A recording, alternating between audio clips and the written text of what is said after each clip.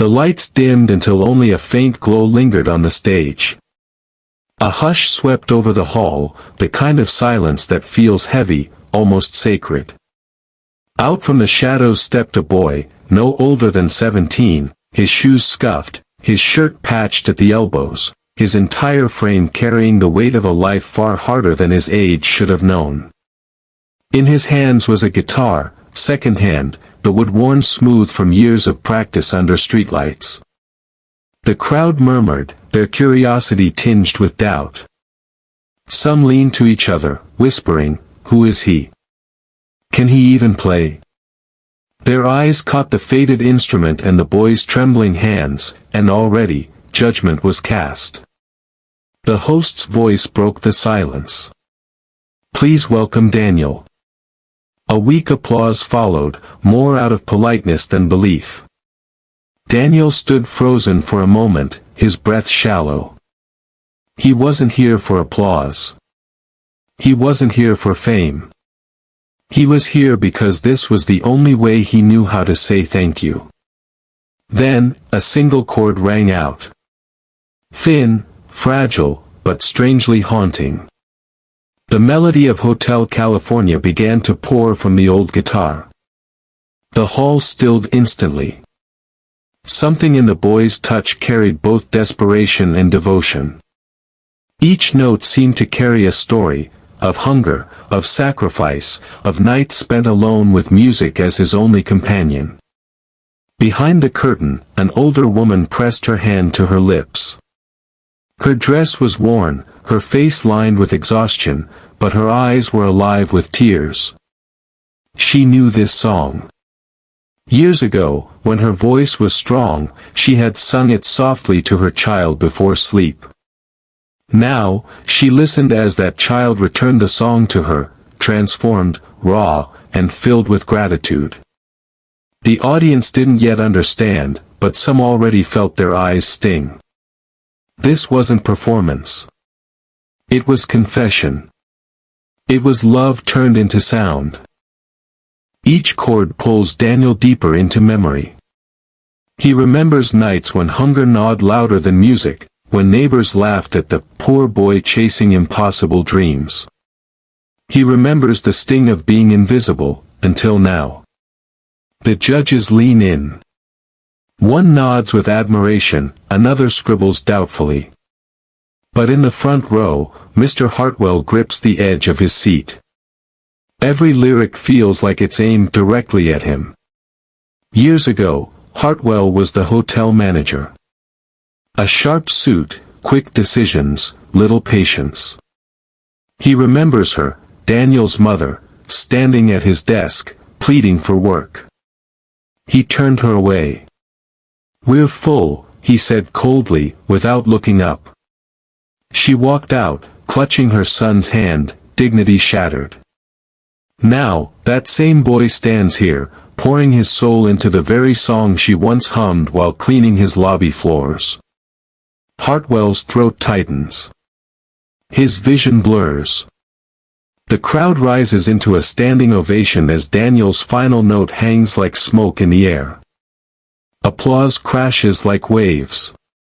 People weep openly. But Daniel's eyes lower. The ovation feels distant, hollow. What good is applause when the one person he wanted to hear him is gone? He bows awkwardly, tears falling faster now. The curtain begins to close, but destiny isn't finished. Because someone in this audience carries a secret. A secret wrapped in guilt, redemption, and something Daniel never expected to receive. Tonight isn't about winning. It's about truth colliding with the past. Backstage, Daniel wipes his face with the sleeve of his shirt. A stagehand pats his back. "Kid, you just shook the whole place." Daniel forces a weak smile, whispering, "She didn't hear it, so none of this matters." Footsteps echo. Slow. Heavy. Mr. Hartwell emerges from the shadows, his expression torn between courage and shame. "Daniel," he begins, voice trembling, "do you remember me?" Daniel turns sharply. The memory strikes like lightning, the hotel lobby, his mother's desperate tone, the man behind the desk who dismissed her. Yes, Daniel replies coldly. You closed the door on us. Hartwell's face collapses. I did. And I have lived with that regret every day since. He reaches inside his coat and pulls out a worn leather folder.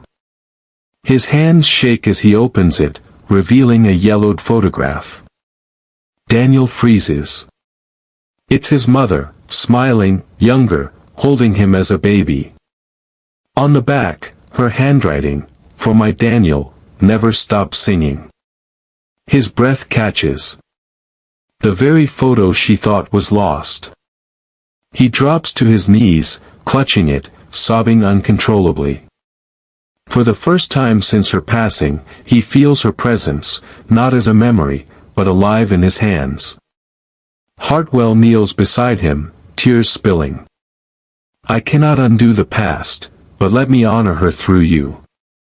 Daniel lifts the photo to his chest. In that moment, grief and forgiveness swirl together.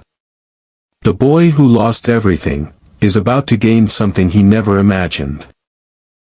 The next morning, headlines explode, homeless boy's heartfelt Hotel California moves thousands. Clips of Daniel's performance flood screens worldwide, his cracked voice echoing across living rooms and phone screens. Strangers cry watching him, strangers who've never known his name. But the real story doesn't play out in headlines. It happens quietly, in a small press hall.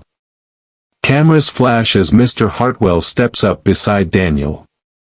His suit is sharp, but his voice trembles. Years ago, he begins, I failed a woman and her son. I denied them when they needed me most. Today, I choose differently. From this day forward, Daniel has a home, a scholarship, and every resource he needs to continue his mother's dream. Gasps ripple. Reporters scribble frantically. Daniel turns to him, unsure whether to trust or retreat. But Hartwell's eyes, once cold, now carry humility. Later that evening, Daniel walks to a quiet cemetery. Kneeling at his mother's grave, he places the returned photograph against the stone. His voice breaks. Mama. I sang for you. And the world listened. Behind him, Hartwell removes his hat, bowing his head in silence. No spotlight, no applause. Just two souls, one seeking forgiveness, the other learning to forgive. Daniel strums his guitar softly. Passers-by pause, drawn by the fragile sound.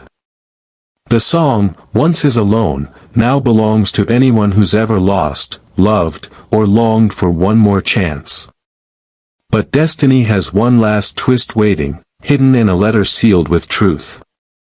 Months later, the hall is packed again, but this time, it isn't for a contest. It's for graduation. Caps and gowns sway. Families cheer. Pride fills the air. Daniel, taller now, dressed in his gown, walks across the stage to claim his diploma. The crowd rises, applause thunderous. But the loudest clap, steady and strong, comes from Mr. Hartwell, smiling like a father reborn. Daniel steps to the podium, voice trembling. I once believed music was just notes. But I've learned its sacrifice, its love carried through generations.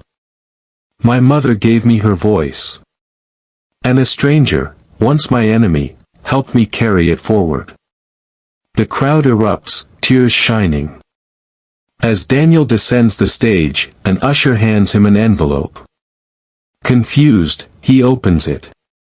Inside, a letter written in careful script, I've been searching for you, Daniel. I never knew you existed. I am your father. Tonight, I finally heard your song. Daniel's hands shake. The auditorium gasps. He looks toward the back, where a man, older, unfamiliar, stands with tears streaming, nodding gently. Hartwell steps aside, eyes wide, realizing this isn't the end of his role, but the beginning of a bigger family than he imagined. Daniel clutches both the letter and diploma, overcome. He thought he stood alone in the world. Yet tonight, he stands with a legacy, a mother's sacrifice, a stranger's redemption, and a father's return. The boy who sang from pain now sings from love. And